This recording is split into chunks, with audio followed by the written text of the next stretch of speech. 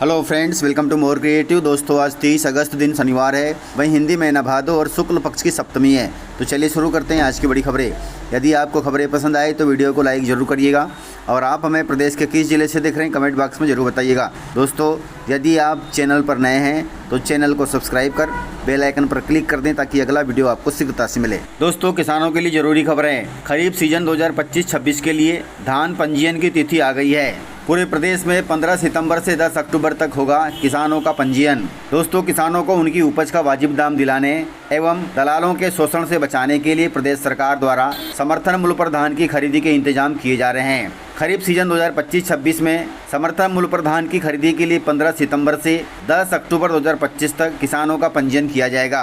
किसान भाई ग्राम पंचायत, जनपद पंचायत एवं तहसील कार्यालयों में स्थापित सुविधा केंद्र तथा सहकारी समितियों में निःशुल्क पंजीयन करा सकते हैं। इसके अलावा MP online kiosk, common service centre या फिर लोक सेवा केंद्र पर या फिर निजी व्यक्तियों द्वारा संचालित साइबर कैफे पर निर्धारित शुल्क जमा कर पंजीयन करा सकते हैं। इनमें भी प्रति पंजीयन 50 रुपये से अधिक का शुल्क नहीं लगेगा, अर्थात 50 रुपये में आपका इन संस्थाओं में पंजीयन हो जाएगा। इसलिए दोस्तों, तिथि याद रखें, 15 सितंबर से लेकर 10 अक्टूबर तक। स्कूली छात्रों के लिए बड़ी खबर है। मध्य प्रदेश के सभी सरकारी तथा निजी स्कूलों में 1 सितंबर से शुरू होगा नया अभियान। दोस्तों, मध्य प्रदेश के सभी सरकारी एवं प्राइवेट स्कूलों में सरकार नया अभियान चलाएगी।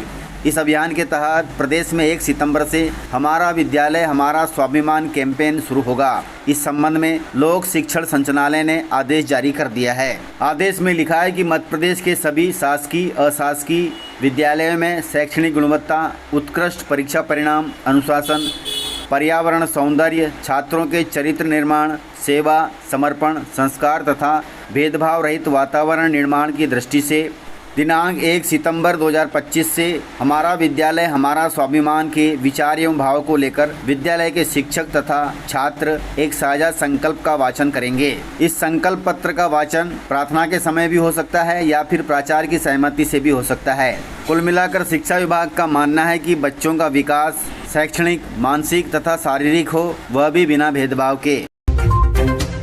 जापान में प्रधानमंत्री मोदी ने किया है बड़ा आह्वान। जापान के 2 दिवसीय दौरे पर गए प्रधानमंत्री नरेंद्र मोदी ने जापान से पार्टनरशिप में काम करने का आह्वान किया है।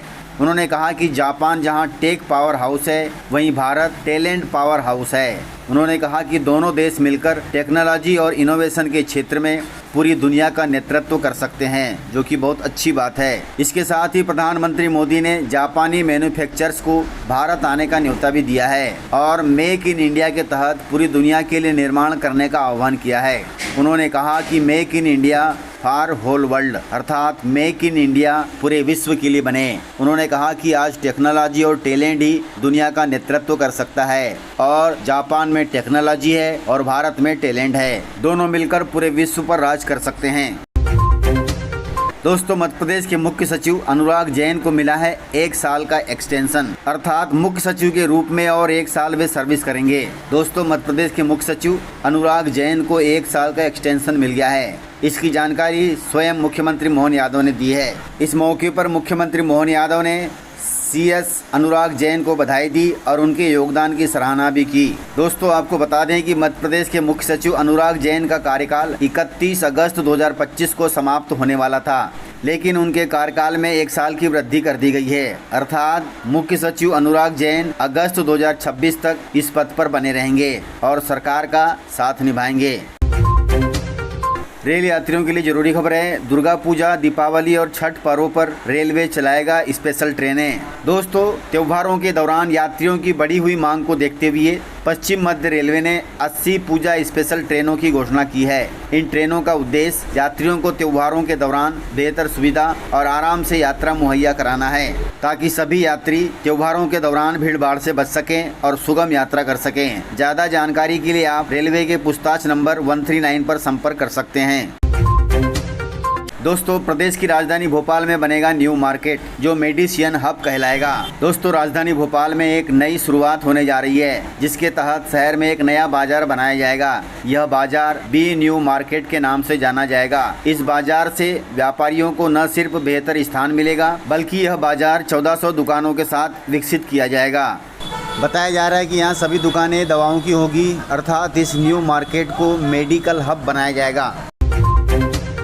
दोस्तों भारत ने बनाया है रिकॉर्ड, देश में शिक्षकों की संख्या 1 करोड़ के पार। दोस्तों भारत के लिए यह गर्व की बात है कि शैक्षणिक सत्र 2024-25 में पहली बार शिक्षकों की संख्या 1 करोड़ से अधिक पहुंच गई है। यह उपलब्धि बताती है कि शिक्षा व्यवस्था धीरे धीरे सही दिशा में आगे बढ़ रही है। हालांकि अभी भी कई चुनौतियां मौजूद हैं। आंकड़ों के अनुसार 2014-15 में पुरुष शिक्षक 45,46,000 और महिला शिक्षक 40,16,000 थी, लेकिन 2024-25 में पुरुष संख्या बढ़कर 40,41,000 हो गई है। वहीं महिला शिक्षकों की संख्या 54,81,000 पहुंच गई है। इस प्रकार कुल शिक्षकों की संख्या 1 करोड़ के पार पहुंच गई है, जिसमें महिला शिक्षकों की ज़्यादा संख्या है। हालांकि अभी भी प्रदेश सहित देश के कई स्कूलों में शिक्षकों की कमी है। इसको पूरा करना सरकार के लिए बड़ी चुनौती है। दोस्तों ओबीसी आरक्षण पर आया है बड़ा अपडेट। आउटसोर्स और निजी कंपनियों में भी लागू होगा 27% ओबीसी आरक्षण। दोस्तों मध्य प्रदेश के विभिन्न विभागों द्वारा आउटसोर्स पर की जा रही भर्तियों में भी आरक्षण लागू होगा, जिसमें ओबीसी वर्ग को 27% आरक्षण मिलेगा। इसके अलावा निजी कंपनियों को भी इस आरक्षण रोस्टर का पालन करना होगा, अर्थात निजी कंपनियों में भी 27% ओबीसी आरक्षण लागू होगा। सर्वदलीय बैठक में इस पर सहमति दी गई है। हालांकि ओबीसी आरक्षण अभी सुप्रीम कोर्ट में विचाराधीन है, लेकिन अब इस पर जल्दी फैसला आ सकता है, क्योंकि सभी राजनीतिक दल एक मत हैं। दोस्तों अब चांदी पर भी होगी हॉलमार्किंग, जिससे मिलेगी शुद्धता की गारंटी। 1 सितंबर से कुछ खास बदलाव होने वाले हैं, जिनका असर आम आदमी की ज़िंदगी पर पड़ेगा। इन बदलाव में प्रमुख है सोने की ही तरह चांदी पर भी हॉलमार्किंग होगी। केंद्र सरकार के इस पहल के बाद अब आभूषण विक्रेताओं को चांदी की शुद्धता की गारंटी देनी होगी। इससे उपभोक्ताओं को शुद्ध उत्पाद मिलेगा। हालांकि यह नियम शुरुआती दौर में स्वैच्छिक रहेगा, यानी ग्राहक चाहे तो हॉलमार्क वाली पायल, चैन, अंगूठी, बिछिया आदि खरीद सकते हैं या बिना हॉलमार्क वाली भी ज्वेलरी का चुनाव कर सकते हैं। दोस्तों मानसून को लेकर बड़ा अपडेट आया है। 30 और 31 अगस्त को ताबड़तोड़ बारिश की चेतावनी दी गई है।